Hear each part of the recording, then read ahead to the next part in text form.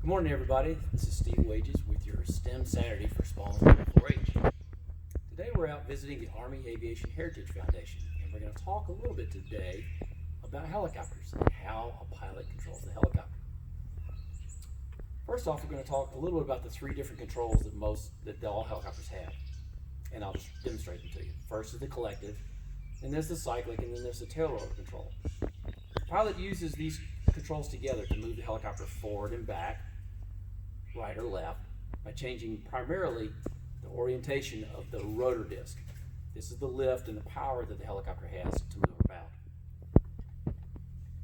Alright, our first control that we're going to talk about is called the collective. It's this lever on the left hand side of the pilot. As the pilot pulls the collective in, pushes the collective back. Alright, I want you to look at what happens on the rotor blades. As I pull the collective in, you'll notice that both blades raise collectively together. That's where the word collective comes from, is that the blades move together. Now remember that this is the power that's going in and out of the blades and making the helicopter go up, down, and faster and slower primarily. The second control is called the cyclic. It's this control right here in my right hand. As I move the cyclic forward and aft, the rotor disc moves forward and aft. The cyclic is the control in my right hand. As I move the cyclic forward and aft, or right and left, the rotor disc itself moves forward and aft, or right or left. If you look at the rotors, you'll see a little bit different from the collective in that when I move the controls, the blades don't move together, but if they were spinning around, it would move what's called cyclically, or as the cyclic goes around. As the blades spin around above the helicopter in a circle, they change pitch and therefore change lift in a cyclic fashion. That cyclic change in pitch and lift moves the rotor disc forward or aft, right or left, depending on the direction that the pilot's choosing to move. Our final control that we're going to talk about is actually down at my feet, and this is the anti-torque pedals. If you've ever held a power drill in your hand and drilled into a piece of wood, the drill pushes against your hand. Well, as the blades spin around in the air, there's drag on them, and they push against the body or the fuselage of the helicopter in much the same way that a drill pushes against your hand when you're drilling into wood. So the anti-torque pedals, or the tail rotor, is your hand keeping the body of the aircraft straight. It also allows you to turn it left or right if you want to. If you'll notice, as I push left pedal in or right pedal in to make the nose go right or left, the pitch in the blades and the small tail rotor at the back change, and then the aircraft will turn right or left depending on how I want to fly it.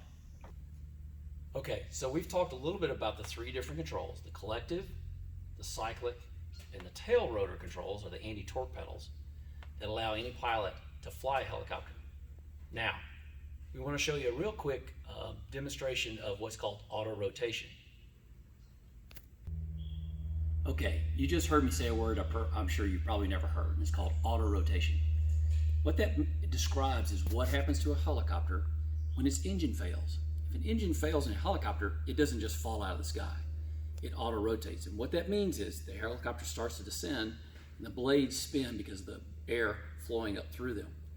What that allows the pilot to do is, as he gets near to the bottom to where he lands, he can pull in collective that we described and turn some of that mechanical energy that's stored in his blades into energy to cushion his landing. Actually, the safest single-engine aircraft out there is a Bell 206. It's a smaller version of what we have here in the Huey. But to show you as a demonstration of something that we can do that's a neat project, I'm going to show you how to make a paper airplane helicopter. Take a simple sheet of paper, cut it in a couple of inches from the edge. And if you guys have been in my CSI class, you probably have seen me do this, but this is pretty fun. That gives you the body, and then kind of split it in half to give you the rotors. Now, this, like everything else, is an experiment. What I would encourage you to do is to try this basic design and try it with different weights of paper You can try it with different lengths of rotor, because as you'll see, I just created a rotor system, right? And test for yourself to see what's more effective. Let's see how this one does. Ready? All right, so here's our test piece. Let's give it a shot. Let's see how it does. Not too bad for not having an engine, right? That's auto rotation. I encourage you to make one of your own and give it a shot. If you want to send me and Elise some videos, we'd love to see them. And we look forward to seeing you the next time on another Sim Saturday.